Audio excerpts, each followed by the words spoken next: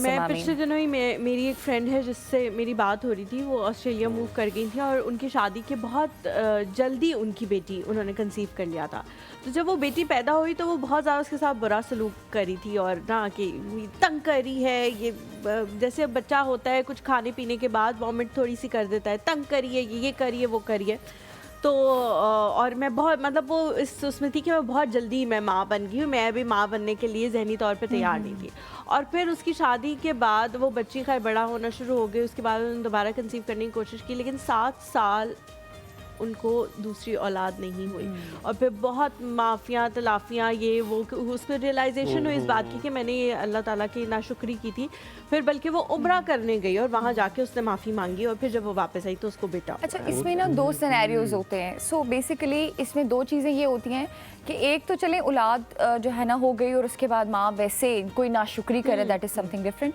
کچھ ایسا بھی ہوتا ہے کہ پوسٹ پارٹم ڈپریشن ہوتا ہے ہر عورت کو. جب آپ لائک ڈلیور کرتے ہیں بیبی تو اس کے بعد ایک اسپیسیفک پوسٹ پارٹم ڈپریشن ہوتا ہے.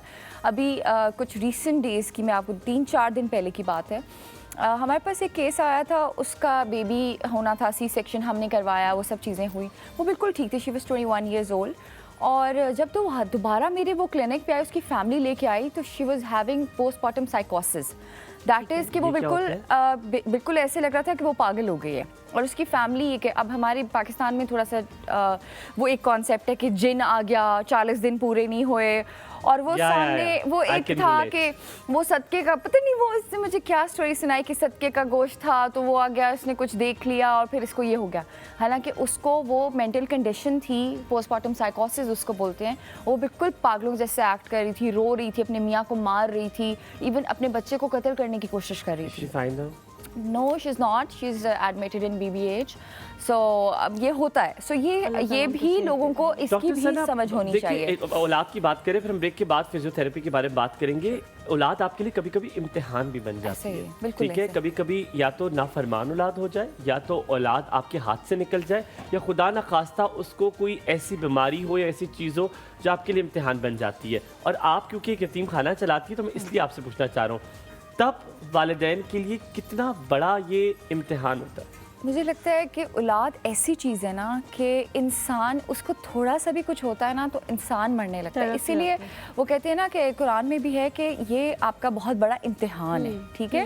سو اللہ تعالیٰ ہم سب کو اس امتحان سے بچائے اور ہم سب پہ رحم کرے. اور یہ ہے کہ کچھ غلطیاں مجھے لگتا ہے کہ ہماری خود بھی ہوتی ہیں while raising the kid.